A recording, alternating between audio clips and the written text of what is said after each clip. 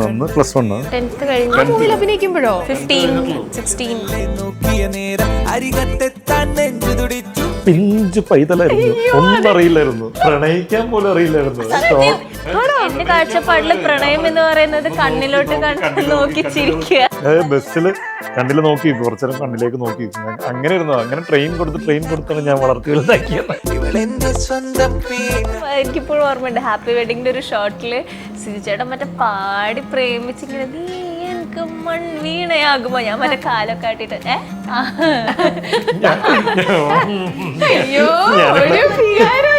കഷ്ടപ്പെട്ടൊക്കെ പ്രണയം ഞാൻ തന്നെ പ്രണയം ഒപ്പിച്ചെടുത്തോണ്ടിരിക്കുക.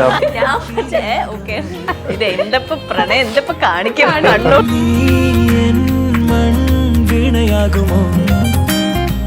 സിജു എത്രത്തോളം മാറിയിട്ടുണ്ട്? ഒരു മാറ്റില്ല, അന്നടിക്കുന്ന സെയിം ചളിയാൻ ഇപ്പോഴും കൊണ്ട്. ആസ് ആൻ ആക്ടർ അന്നും സിജുചേട്ടൻ സൂപ്പർ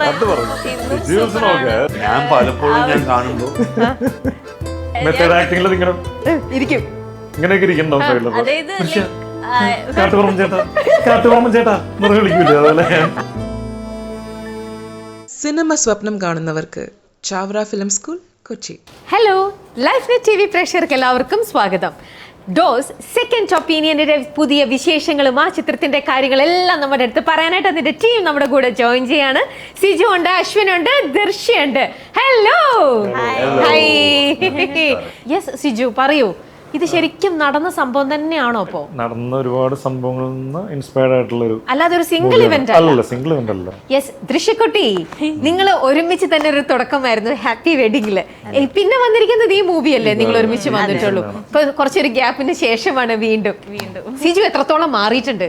ഒരു മാറ്റില്ല, അന്നടിക്കുന്ന സെയിം ചളിയാൻ ഇപ്പോഴും കൊണ്ട്. ആസ് ആൻ ആക്ടർ എന്റെ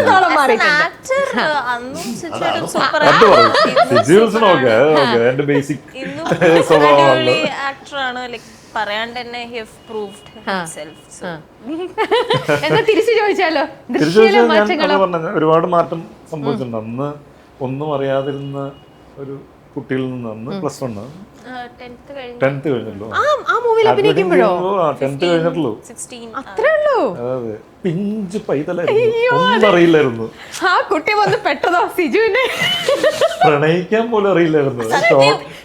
പ്രണയിക്കാൻ പോലും ഞാൻ ഒന്ന് നോക്കി കണ്ണിൽ നോക്കി ബസ്സിൽ കണ്ണിൽ നോക്കി കുറച്ചേരം കണ്ണിലേക്ക് നോക്കി അങ്ങനെയായിരുന്നു. അങ്ങനെ ട്രെയിൻ കൊടുത്താണ് ഞാൻ വളർത്തി വലുതാക്കിയത്.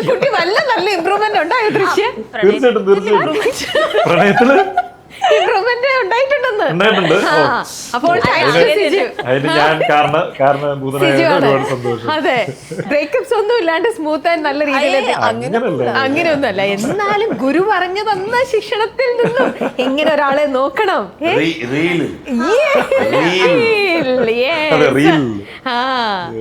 ഓക്കെ, അപ്പൊ അതിനുശേഷം ഇതിലിപ്പോ ഒരുമിച്ച് അഭിനയിക്കുമ്പോ ദൃശ്യയുടെ ആ ഒരു ആക്ടർ എന്നുള്ള രീതിയിൽ സിജുവിന് എന്തൊക്കെ ഡിഫറൻസ് ഫീൽ ചെയ്തത്?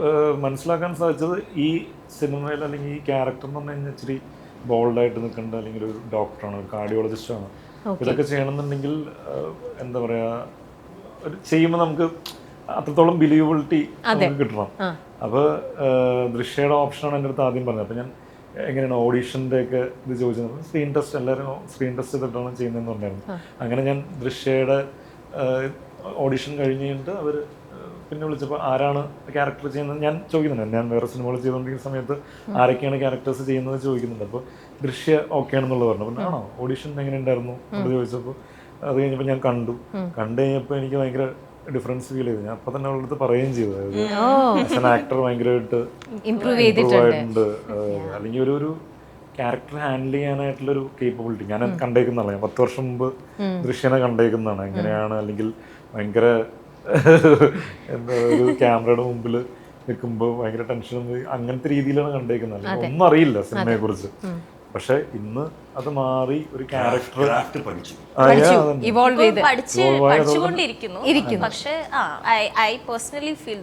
കുറച്ച് നാൾ കഴിയുമ്പോൾ നമ്മൾ ഒരു ക്യാരക്ടർ സ്വന്തമായിട്ട് ഹാൻഡിൽ ചെയ്യാവുന്നൊരു കേപ്പബിലിറ്റിയിലേക്ക് നമ്മൾ എത്തൂല്ലോ. ആ ഒരു കേപ്പബിലിറ്റിയിലേക്ക് ദൃശ്യ എത്തിയിട്ടുണ്ട്. ഏത് ക്യാരക്ടറും ഈസി ആയിട്ട് ചെയ്യാൻ പറ്റും തന്നെയാണ് എനിക്ക് തോന്നുന്നത്. ഞാൻ നോക്കുമ്പോ അല്ല ഇതില് വേറൊരു കാര്യമുണ്ട്.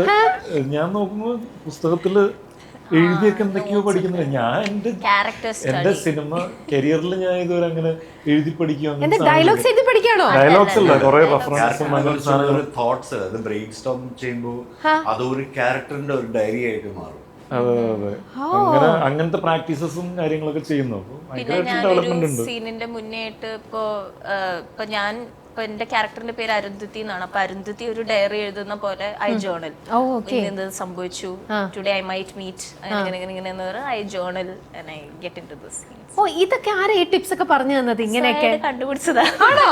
ഓരോ ബാക്കി വേറെ ഏതെങ്കിലും ആക്ടർ ഒക്കെ ചെയ്യുന്നത് കണ്ടിട്ടോ? അങ്ങനെയല്ല, അല്ല മെത്തേഡ് ആക്ടിങ് ഞാൻ പറഞ്ഞ പോലെ ഇപ്പൊ ഞാൻ എക്സ്പ്ലോർ ചെയ്തുകൊണ്ടിരിക്കുക ഏതാണ് എനിക്ക് കൂടുതൽ വർക്ക് ആവുന്നത് എന്നുള്ളത്. അപ്പോ എനിക്ക് പേഴ്സണലി ഫീൽ ചെയ്തത് മെത്തേഡ് ആക്ടിങ് ആണ് എനിക്ക് വർക്ക് ആവുന്നത്. മാത്രമല്ല ഈ ക്യാരക്ടർ അത്രത്തോളം ഡിമാൻഡ് ചെയ്യുന്നുണ്ട്. ഈ ക്യാരക്ടർ ഒരു 50 days ഷൂട്ട് ചെയ്യുമ്പോഴത്തേക്ക് യു ആർ ഓൾമോസ്റ്റ് ആ അരുന്ധതി ആയിട്ടുണ്ടാവും. അപ്പൊ അതിൽ നിന്നും എങ്ങനെ പിന്നെ ദൃശ്യയിലേക്ക് എത്തുന്ന ഒരു ഞാൻ അതിനെ സമ്മതിക്കാറുണ്ടായിരുന്നില്ല. ഇല്ല, ഞാൻ ഇടയ്ക്ക് മെത്തേഡ് ആക്ടിങ്ങിൽ ഇങ്ങനെ ഇരിക്കും, ഇങ്ങനെയൊക്കെ ഇരിക്കണ്ടോ അതായത് കാട്ടുപറമ്പൻ ചേട്ടാ എന്ന് വിളിക്കൂല. അതുപോലെ ഞാൻ പലപ്പോഴും ഞാൻ കാണുമ്പോ കാരണം ഇതിലൊരു ചിരിയും പോലും ഇല്ലാത്തൊരു അങ്ങനെയാണ് ഇരിക്കുന്നത്. എന്നിട്ട് ചിലപ്പം ആവശ്യം വരുമ്പോൾ മാത്രം കളിക്കുന്ന, അല്ലെങ്കിൽ ചിലപ്പം അവളുടെ പക്ഷെ അത് അത്രത്തോളം ഡിമാൻഡ് ചെയ്യുന്നുണ്ട്. And if she puts 200, if we put 200% only, at least 50% will come on screen. അത് അത്രയാണല്ലോ. എത്രയും എഡിറ്റിംഗില് എന്തൊക്കെ മുറിച്ചു പോകും, എന്തൊക്കെയാണ് നമുക്ക് യാതൊരു ഐഡിയ ഇല്ല. നമ്മൾ ആക്ട് ചെയ്ത് കൊടുക്കുന്ന ഫിനിഷ് അത്രയുള്ളൂ നമ്മുടെ കൺട്രോൾ. ആക്ഷനും കട്ടിന്റെ ഇടയിലുള്ളൂ ആ ഒരു നമ്മുടെ ഒരു ഫീൽഡ് ഓഫ് വർക്ക്. ഓക്കെ. പക്ഷെ ദൃശ്യം ഇപ്പം ഫസ്റ്റ് മൂവി ചെയ്തപ്പോൾ തന്നെ ഇത്ര ഏർലി ഏജിൽ വന്നു. അതിൽ തന്നെ ആ ചെയ്ത ഏജേ അല്ല, അതിനെക്കാട്ടിലും സീനിയർ ആയിട്ടുള്ള ഒരു ക്യാരക്ടർ പ്ലേ ചെയ്തു. ഇപ്പം ഈ സിനിമയിൽ വന്നപ്പോഴും അതെ ഒരുപാട് കുറച്ചും കൂടെ സീനിയർ ആയിട്ടുള്ള ഒരു ക്യാരക്ടർ. സോ അന്ന് ഒന്നും അറിയില്ലായിരുന്ന കുട്ടി പിന്നെയും അത് കുറച്ചും കൂടെ ഇത്രയും ഒരു സീരിയസ് സബ്ജക്റ്റ് ആയിരുന്നില്ല, കുറച്ചും കൂടെ ഒരു ഈസി, നമുക്ക് ഫൺ, കുറച്ചും കൂടെ റിലേറ്റബിൾ ആയിരിക്കാം. ഭയങ്കരമായിട്ട് ഹോംവർക്ക് ചെയ്യേണ്ട ഒരു കാര്യമൊന്നും ഉണ്ടായിരുന്നില്ല. പിന്നെ ഇത്തരത്തിലുള്ള ടീച്ചറൊക്കെ ഫുൾ ടൈം കൂടെ ഉള്ളപ്പോൾ ഈസി ആയിട്ട് അതൊക്കെ ക്യാരി ചെയ്ത് പോയി. പക്ഷേ ഞാനായിരുന്നു ഹോംവർക്ക് ഇങ്ങനെ കണ്ണുകൾ കൊണ്ട് നോക്കണം. ഇങ്ങനെ എനിക്കിപ്പോഴും ഓർമ്മയുണ്ട് ഹാപ്പി വെഡിങ്ങിന്റെ ഒരു ഷോട്ടില് സിജുചേട്ടൻ മറ്റേ പാടി പ്രേമിച്ചിങ്ങനെ നീ എനിക്ക് മൺവീണയാകുമ്പോ ഞാൻ മറ്റേ കാലൊക്കെ ആട്ടിട്ട്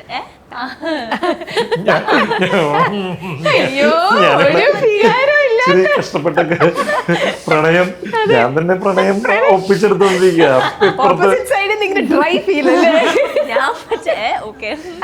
അത് രാത്രിയാണ് ഷൂട്ട്, ഫുൾ നൈറ്റ് ആണ്. ബസ് ട്രാവൽ കംപ്ലീറ്റ് എടുക്കുന്ന നൈറ്റ് ആണ്. രാത്രി ഉറക്കമൊക്കെ വന്നിട്ട് മറ്റേ പ്രണയം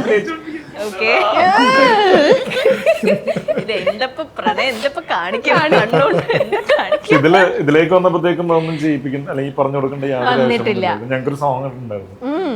അപ്പൊ അതല്ല കുട്ടി പഠിച്ചെന്ന് പറഞ്ഞല്ലോ, പ്രണയിക്കാൻ പഠിച്ചു, എല്ലാം പഠിച്ചു. ഓക്കെ.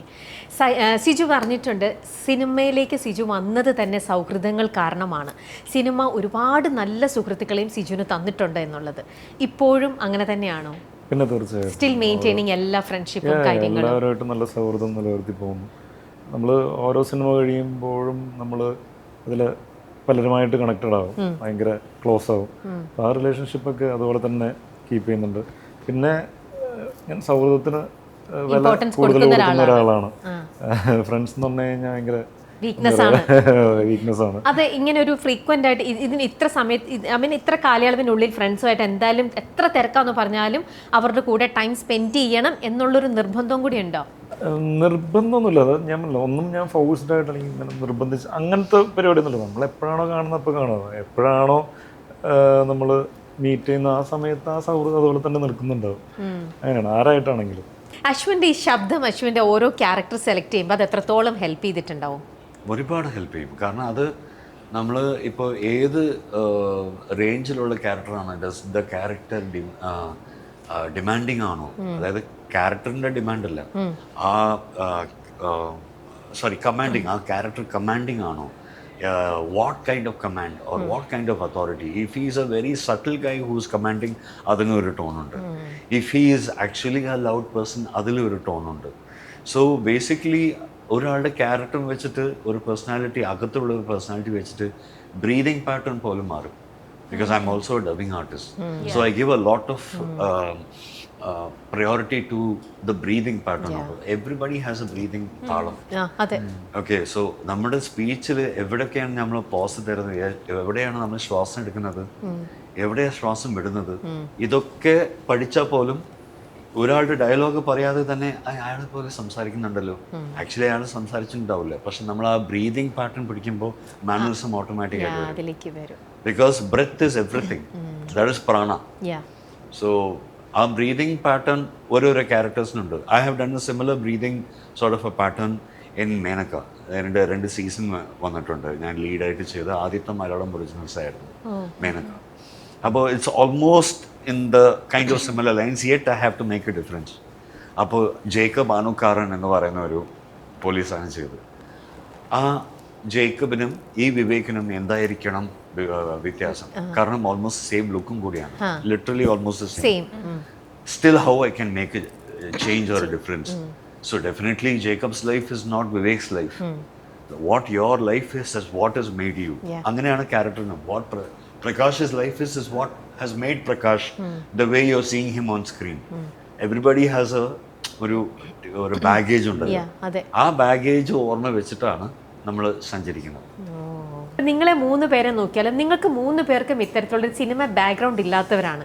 അപ്പം നിങ്ങൾക്കും നിങ്ങളുടെ ഓരോ അപ്പിയറൻസ് ബിഗ് സ്ക്രീനിൽ കാണുമ്പോൾ ഇത് ശരിക്കും തിയേറ്ററിൽ ഹിറ്റ് ചെയ്യണം, ആ ഒരു വല്ലാത്തൊരു ആഗ്രഹം, അത് ശരിക്കും എന്താ പറയുക, ബാക്ക്ഗ്രൗണ്ട് തന്നെത്താൻ വഴിതെളിച്ച് വന്നവർക്ക് ആ ഒരു ഫയർ കുറച്ചും കൂടെ കൂടുതലായിട്ട് തോന്നുന്നില്ലേ? വാഴയിലാണെന്നുള്ള ഹാഷറാൻ ടീം അവർക്കൊരു വിഷൻ ഉണ്ടായിരുന്നു. അവർക്ക് സിനിമ തന്നെയായിരുന്നു എന്ന് പറയുന്നത്, അൾട്ടിമേറ്റ് എയിം അത് തന്നെയായിരുന്നു. അപ്പോൾ അതിനുവേണ്ടി അവർ വെറുതെ ഇരുന്നില്ല. അവരുടെ മുമ്പിലുള്ള ഓപ്പർച്യൂണിറ്റീസ് അവർ യൂട്ടിലൈസ് ചെയ്തു, നല്ല രീതിയിൽ യൂട്ടിലൈസ് ചെയ്തു. അതിന്റെ റിസൾട്ടാണ് ഇപ്പോൾ തിയേറ്ററിൽ കാണുന്നത്. അപ്പോൾ നമുക്കതുപോലെ തന്നെ കിട്ടിയ ഓപ്പർച്യൂണിറ്റി ആയിരുന്നു നേരം എന്ന് പറയുന്ന സിനിമ. അൽഫോൺസിന് അങ്ങനെ ഒരു സിനിമ അല്ലെങ്കിൽ ഒരു പ്രൊഡക്ഷൻ വന്ന സിനിമ ചെയ്യാനായിട്ട് വന്ന സമയത്ത് നമ്മൾ ആ സമയത്ത് വെറുതെ ഇരിക്കുകയല്ല ചെയ്തത്. നമ്മൾ ആ സമയത്ത് പ്രിപ്പയർഡ് ആയിരുന്നു. ഞാൻ ഷോർട്ട് ഫിലിംസ് ചെയ്യുന്നുണ്ട്, ഷറഫ് പല കാര്യങ്ങൾ ചെയ്യുന്നുണ്ട്, കിച്ചു പല സിനിമയുടെ ഭാഗമായിട്ട് നിൽക്കുന്നുണ്ട്. അതെ, ഇവരെല്ലാവരും നിൽക്കുന്നുണ്ട്. അത് കഴിഞ്ഞിട്ടാണ് സിനിമ ഓണായി കഴിഞ്ഞപ്പോൾ ആ സിനിമയിലേക്ക് വന്നു. ആ സിനിമ ഭയങ്കര സക്സസ്ഫുൾ ആവുന്നതും അത് കഴിഞ്ഞ് പ്രേമം സംഭവിക്കുന്നതും അതും ഇതുപോലെ തന്നെ ഒരു ഗ്രാൻഡ് സക്സസ് ആയി വൈഡ് അക്സെപ്റ്റൻസ് കിട്ടുകയും അതിലെ ഓരോ ക്യാരക്ടേഴ്സിനും ഒരുപാട് ഓപ്പർച്യൂണിറ്റീസ് കിട്ടുകയും ചെയ്തു. അപ്പം നമുക്ക് മുമ്പിൽ ഒരുപാട് ഓപ്പർച്യൂണിറ്റീസ് നമുക്ക് ഉണ്ട്, അല്ലെങ്കിൽ ഒരുപാട് ഈ പറയുന്ന പ്ലാറ്റ്ഫോംസ് ഒക്കെ നമുക്ക് നന്നായിട്ട് യൂട്ടിലൈസ് ചെയ്യാൻ പറ്റും. അപ്പോൾ സിനിമയിലേക്ക് വരാനുള്ള ആൾക്കാരൊക്കെ അല്ലെങ്കിൽ ആ ആഗ്രഹമുള്ളവരൊക്കെ ഇപ്പോൾ അവർ മുമ്പിൽ തന്നെ ഉണ്ട്. അതായത് ഒരാളുടെ അടുത്തും പോകണ്ട. പണ്ട് ഞാനൊക്കെ ഒരുപാട് ഷോർട്ട് ഫിലിംസും ഒരുപാട് സിനിമയുടെ ഓഡീഷൻസ് അറ്റൻഡ് ചെയ്ത് ആണ് നമുക്ക് അങ്ങനെ ഒരു എന്തെങ്കിലും പെർഫോം ചെയ്യാനുള്ള സ്പേസും കാര്യങ്ങളൊക്കെ കിട്ടിക്കൊണ്ടിരുന്നത്. അല്ലെങ്കിൽ നമ്മുടെ ടാലൻറ്റ് അല്ലെങ്കിൽ നമ്മുടെ ഇത് പോളിഷ് ചെയ്തുകൊണ്ടിരുന്നത് അങ്ങനത്തെ കാര്യങ്ങളായിരുന്നു. ഇപ്പോൾ എല്ലാവർക്കും കയ്യിലുണ്ട്, സ്വന്തം കയ്യിലുണ്ട് നമ്മുടെ ടാലൻറ്റ് എക്സ്പ്ലോർ ചെയ്യാനും അത് ഡിസ്പ്ലേ ചെയ്യാനൊക്കെ ആയിട്ടുള്ളൊരു സ്പേസ് ഉണ്ട്. അപ്പോൾ അതാണ് അതിൻ്റെ ഒരു റിസൾട്ടാണ് വന്നത്. അവർ സിനിമയിലേക്ക് വന്നു കഴിഞ്ഞിട്ട് ചെയ്യാമെന്ന് പറഞ്ഞിട്ട് നിന്നില്ല ഈ കുട്ടികൾ. അവർ ഇപ്പോൾ റീൽസും കാര്യങ്ങളൊക്കെ ചെയ്ത് അവരത് എന്താ പറയുക നോട്ടീസ് ചെയ്യിപ്പിച്ചു ആളുകളെ. അത് വിപിനെ പോലൊരു ഡയറക്ടർ അത് ടാലൻറ്റ് കണ്ട് നല്ല രീതിയിൽ യൂട്ടിലൈസ് ചെയ്തുകൊണ്ടാണ് അത് ഈ പറയുന്നത് റിസൾട്ട് കണ്ടത്. അതാണ്. അപ്പോൾ ഞാൻ പറയട്ടെ, ഇപ്പോൾ ഒരുപാട് കാലങ്ങളായിട്ട് നമ്മളിപ്പോൾ സിനിമയിൽ കയറി കഴിഞ്ഞിട്ടാണെങ്കിലും പറയുന്ന കാര്യമാണ്. അതായത് വാല്യൂ ഉള്ള ആള്, സാറ്റലൈറ്റ് വാല്യൂ ഉള്ളത്, ഇന്ന ആൾ വന്നാലേ സിനിമ വിജയിക്കുള്ളൂ എന്നുള്ളത്. ഇതൊന്നല്ല, കോണ്ടന്റ് ആണ് എൻ്റെ ബേസ്. അപ്പോൾ അത് ഇപ്പോൾ ഈ പുതിയ കുട്ടികൾ അതല്ലേ കാണിച്ചേക്കുന്നത്. അപ്പോൾ കോണ്ടന്റ് ഉണ്ടെങ്കിൽ അത് നന്നായിട്ട് എക്സിക്യൂട്ട് ചെയ്യാനും കൂടി പറ്റി കഴിഞ്ഞാൽ തീർച്ചയായിട്ടും ക്വാളിറ്റി ഉള്ള സ്റ്റഫാണെന്നുണ്ടെങ്കിൽ ഓഡിയൻസ് അക്സെപ്റ്റ് ചെയ്യും എന്നുള്ളതാണ്. ഇപ്പോൾ പ്രേമം എന്ന് പറയുന്ന സിനിമ ഇഷ്ടമല്ലാത്ത ഒരുപാട് ആൾക്കാരുണ്ട്, മനസ്സിലായി. ഇപ്പോൾ വാഴ ചിലപ്പോൾ ഇഷ്ടമല്ലാത്ത ഒരുപാട് ആൾക്കാരുണ്ടായിരിക്കും. പക്ഷെ ഒരു മേജർ ഓഡിയൻസ് അത് അക്സെപ്റ്റ് ചെയ്ത് അങ്ങനത്തെ ഒരു ഇതിലേക്ക് വരുമ്പോൾ ഹ്യൂജ് അക്സെപ്റ്റൻസും ഹിറ്റും ആവുകയാണ് ചെയ്യുന്നത്. അപ്പോൾ ആ മേജർ ഓഡിയൻസിലേക്കാണ് നമ്മൾ എപ്പോഴും ഫോക്കസ്ഡ് ആവാനായിട്ട് ശ്രമിക്കുന്നത്. അപ്പോൾ സിനിമ എന്താ പറയുക അഭിപ്രായം വന്നില്ലെന്നുണ്ടെങ്കിൽ നമുക്കൊന്നും ചെയ്യാൻ പറ്റില്ല. കാരണം എന്ന് പറഞ്ഞാൽ ഇപ്പോഴത്തെ കണ്ടീഷനിൽ ഒരു ടിക്കറ്റിന്റെ വില എന്ന് പറഞ്ഞു കഴിഞ്ഞാൽ 200 രൂപ 250 രൂപ അങ്ങനെയൊക്കെയാണ് റേഞ്ച് വരുന്നത് ഒരു ടിക്കറ്റ് റേറ്റ്. അപ്പോൾ ഒരു ഫാമിലി അല്ലെങ്കിൽ വീട്ടിൽ നിന്ന് ആൾക്കാർ ഒരു സിനിമ കാണണമെന്നുണ്ടെങ്കിൽ അതിനനുസരിച്ചുള്ള ക്വാളിറ്റി അല്ലെങ്കിൽ അവർ കുറച്ച് കാര്യങ്ങൾ ഡിമാൻഡ് ചെയ്യും. ആ ഡിമാൻഡിനനുസരിച്ചിട്ടുള്ള സാധനങ്ങൾ ഉണ്ടെങ്കിൽ അവർ തിയേറ്ററിൽ പോയി കാണും, അല്ലെങ്കിൽ ഒരു OTT വരട്ടെ എന്ന് ചെയ്യും. അതുകൊണ്ടാണ് സിനിമ ചെയ്യുമ്പോൾ you should do it with responsibility. Okay, ഇനി ഞാൻ ഒരു ചെറിയ സെഗ്മെന്റിലേക്ക് പോവാണ് കേട്ടോ. നമ്മുടെ മൂവി ഡോസ് സെക്കൻഡ് ഒപ്പീനിയൻ അത് തന്നെയാണല്ലോ. അപ്പൊ അതിലെ സെക്കൻഡ് ഒപ്പീനിയനിലാണ് നമ്മൾ പോകാൻ പോണത്. സിജുവിന്റെ അടുത്ത് തന്നെ ഫസ്റ്റ് ചോദിക്കാണ്. സിജു, ഒരു സെക്കൻഡ് ഒപ്പീനിയൻ ഞാൻ 1-2 കാര്യങ്ങൾ പറയാം. ഇപ്പൊ ഫാഷന്റെ കാര്യത്തിലാണെങ്കിൽ സിജുവിന് ഒരു ഡൗട്ട് വന്നു, സെക്കൻഡ് ഒപ്പീനിയൻ എടുക്കുന്ന ആരുടെ അടുത്തുനിന്നായിരിക്കും? സെക്കൻഡ് ഒപ്പീനിയൻ എടുക്കേണ്ട ആവശ്യമില്ല. ഫസ്റ്റും സെക്കൻഡും തേർഡും എല്ലാ ഒപ്പീനിയനും എന്റെ കോസ്റ്റ്യൂംസ് ഒക്കെ ഡിസൈൻ ചെയ്യുന്ന അല്ലെങ്കിൽ കോസ്റ്റ്യൂം പർച്ചേസ് ഒക്കെ ചെയ്യുന്ന ശ്രുതി തന്നെയാണ്. എന്റെ കോസ്റ്റ്യൂം ഡിസൈനർ ശ്രുതിയാണ്. എല്ലാവരും എൻ്റെ അടുത്ത് ചോദിക്കാറുണ്ട്, അല്ലെങ്കിൽ പലപ്പോഴും കോസ്റ്റ്യൂംസ് കാണുമ്പോൾ ചോദിക്കുന്നത് കൊള്ളാലോ ഇത് ആരാ? ശ്രുതിയാണ്. ബെസ്റ്റ് ഫ്രണ്ട് അഹ്ലം എന്ന് പറഞ്ഞിട്ടുണ്ട്. സോ ഐ കീപ് like എന്ത് ഔട്ട്ഫിറ്റ് ഇട്ടാലും I take A picture and I അപ്പത്തന്നെ അയച്ചു കൊടുക്കും. purchase it, is it worth it, like should I എപ്പോഴും ചോദിക്കും. So okay, yes. Ashwin? Wife. Oh, okay. Next, ടെക്കിന്റെ കാര്യത്തിലാണെങ്കിൽ ഇപ്പൊ മൊബൈലോ അല്ലെങ്കിൽ ടെക്നോളജി ബേസ് ചെയ്തിട്ടുള്ള ഒരുപാട് ഡൗട്ട്സും കാര്യങ്ങളും അപ്ഡേറ്റ്സും ഒക്കെ പുതിയത് വരില്ലേ? ആരുടെ അടുത്തായിരിക്കും? ഇവിടെ സ്റ്റാർട്ട് ചെയ്യട്ടെ. ആരോടായിരിക്കും ചോദിക്കാം സെക്കൻഡ് ഒപ്പീനിയൻ? ടെക്നോളജി. 2-3 പേരുണ്ട്. അതെ 2-3 പേരുണ്ട്. അതിലും എൻ്റെ വൈഫ് ചില കാര്യത്തിൽ ആ സ്റ്റഡിയിൽ കയറി കഴിഞ്ഞാൽ പിന്നെ അതിൻ്റെ മാനുഫാക്ചറിങ് ഒരു ഡീറ്റെയിൽ വരെ പോകും. If it is a area of interest for her or she knows it, she is the only person I go to. Okay. അനിയൻ അപ്പു ലൈക്ക് അവനെ കുറെ അറിയാം ടെക്നോളജി. അപ്പൊ എന്തെങ്കിലും ഇപ്പൊ ഒരു ഇൻസ്റ്റാഗ്രാമിൽ എന്തെങ്കിലും വരികയാണെങ്കിൽ തന്നെ ഇതെന്താടാ ചോദിക്കുമ്പോൾ he'll be the one helping me out. Okay, and you? എനിക്ക് 2-3 പേരുണ്ട്. അതിൽ എനിക്ക് തോന്നുന്നു ഫോണിന്റെ കാര്യങ്ങളും അങ്ങനത്തെ കാര്യങ്ങളൊക്കെ വന്നു കഴിഞ്ഞാൽ ഞാൻ ശ്രുതിയും എപ്പോഴും ചോദിക്കുന്നത് രൂപൽ എന്ന് പറഞ്ഞിട്ടൊരു ഫ്രണ്ട് ഉണ്ട്. രൂപലിന്റെ അടുത്താണ് സെക്കൻഡ് ഒപ്പീനിയൻ ചോദിക്കാറുള്ളത്. ഓക്കെ, ഇനി ലൈഫ് ഇൻസിഡന്റിന്റെ കാര്യത്തിലാണെങ്കിലോ? ശ്രുതിയായിട്ടൊക്കെ തന്നെയാണ്. ആണ്. അതെ, എന്ത് ചോദിച്ചാലും ശ്രുതിയാണ്. ഡയറ്റിന്റെ കാര്യത്തിലാണല്ലോ അതോ ശ്രുതിയാണോ? ഇല്ല, എന്റെ ഡയറ്റീഷ്യൻ എന്റെ ഡയറ്റ് നോക്കുന്ന ആളുണ്ട്. ഓക്കെ. ലൈഫ് ഇൻസിഡന്റ് പർട്ടിക്കുലർ ആയിട്ട് എന്താണല്ലോ പൊതുവെ നമ്മുടെ ലൈഫിൽ പല ഇൻസിഡൻസ് വരുമ്പോഴും അല്ല എന്തെങ്കിലുമൊക്കെ വരുമ്പോൾ സുഹൃത്തുക്കളും ഫാമിലി ഒക്കെ ആയിട്ട്. ഡയറ്റ് ആണെങ്കിലോ? Dietician. Yes Ashwin? I think സ്വയം ഒരു ഇതുണ്ട്, അവിടെ തന്നെ ചോദിക്കും, അവിടെ തന്നെ ഉത്തരങ്ങൾ കിട്ടും. ഓക്കെ, ആ സെഗ്മെന്റ് ഇന്ന് നമ്മൾ അടുത്ത നമ്മുടെ ഡോസിലേക്ക് പോവാണ്. ഇവർ 2 പേരെയും വെച്ചിട്ട് സിജു പറഞ്ഞാൽ മതി. ഒരു അല്പം ഡോസും കൂടെ ഇവർക്ക് കുറവാണ്, ഒരല്പം ഡോസും കൂടെ ദൃശ്യക്ക് കുറച്ചും കൂടെ വേണം, എന്നാലേ ഈ ഒരു കാര്യം ശരിയാവുള്ളൂ. അല്ലെങ്കിൽ അശ്വിനാണോ അത് വേണ്ടതെന്നുള്ളത് പറയണം. ഡാൻസിന്റെ കാര്യത്തിൽ ആർക്കാ കുറച്ചും കൂടെ ഒരു ഡോസ് കൂടി കൊടുക്കണം? 2 പേരും രണ്ടുപേരും പൊളിയാണ്. അല്ല പറഞ്ഞപ്പോഴേ ആക്ച്വലി ഞങ്ങൾ 3 പേരും പൊളിയാണ്. സൂപ്പർ. ഡോസിന്റെ ആവശ്യമില്ല, ഞങ്ങൾ ഓൾറെഡി ഓവർഡോസ് ആണ്. നമ്മളാണ് ഡോസ് കൊടുക്കും. Okay. Dance is like relaxation ഒരു മെത്തേഡായിട്ടാണ് എനിക്ക് തോന്നിയത്, സ്ട്രെസ് ഫ്രീ ആക്കാനുള്ള പോയിരിക്കുന്നത്. ഇനി സ്ക്രിപ്റ്റ് സെലക്ഷന്റെ കാര്യത്തിലാണെങ്കിലോ? ഇവരോട് ആരോടാണെങ്കിൽ? കാര്യത്തില് ഇവർ 2 പേരല്ലോ. ഇവർ 2 പേരില്ലേ? എന്റെ സംഭവം ഇതില് സ്ക്രിപ്റ്റുകൾ കൂടുതൽ കിട്ടട്ടെ എന്നുള്ളതാണ് എനിക്ക് പറയാനുള്ളത്, അല്ലേ? അത് കഴിഞ്ഞിട്ടല്ലേ ഡോസ്. ആദ്യം കുറെ സ്ക്രിപ്റ്റുകൾ കിട്ടട്ടെ, ഈവൻ എനിക്കാണെന്നുണ്ടെങ്കിൽ. എന്നിട്ട് നമുക്ക് അത് കഴിഞ്ഞിട്ടല്ലേ ഡോസേജ്. ഓക്കെ, അവിടെ ഇരിക്കട്ടെ. ഇനി കോമഡി കൗണ്ടർ പറയുന്ന കാര്യത്തിലാണെങ്കിലോ? കോമഡി കൗണ്ടർ പറയുന്ന കാര്യത്തില്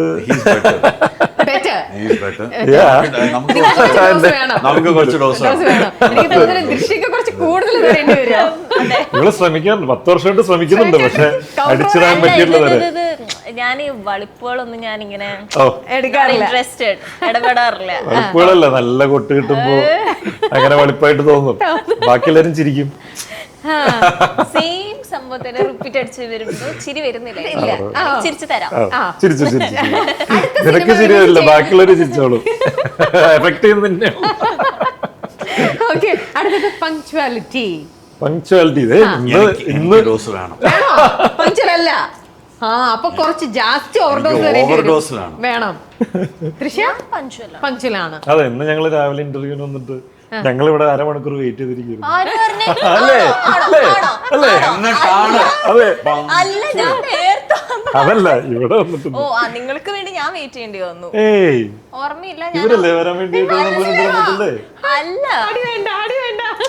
ഞാൻ ഫസ്റ്റ് വന്നു. ഇവര് എന്റെ അടുത്ത് 10 മണിന്ന് പറഞ്ഞു. നോക്കുമ്പോ സിജേട്ടൻ 11 മണിക്കൊക്കെ കയറി. കേറി വരുന്നല്ലേ? എന്റെ അടുത്ത് 11 മണി പറഞ്ഞത്. ഞാൻ 10 മണി കറക്റ്റ്. ഞാൻ പങ്ക്ച്വലായിരുന്നു.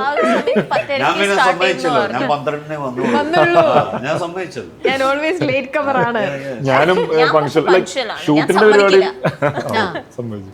ഷൂട്ടിന്റെ പരിപാടിക്ക് കറക്റ്റ് ആയിട്ട്, അല്ലെങ്കിൽ ഞാൻ ഭയങ്കര ഉഴപ്പനാണ്. പ്രൊമോഷന്റെ കാര്യത്തിൽ ഞാൻ ഉഴപ്പനാണ്. പ്രൊമോഷൻ കുഴപ്പമില്ല, എന്നാലും എത്തിയല്ലോ. എത്തിയില്ലോ. എന്തായാലും നിങ്ങൾ എല്ലാവരും നല്ല പ്രതീക്ഷയോടെയാണെന്ന് അറിയാം. Wishing all the best. Cinema കണ്ടുകഴിയുമ്പോൾ നമുക്ക് കാണാം. So thank you for your time. Thank you. Cinema സ്വപ്നം കാണുന്നവർക്ക് ചാവറ ഫിലിം സ്കൂൾ, കൊച്ചി.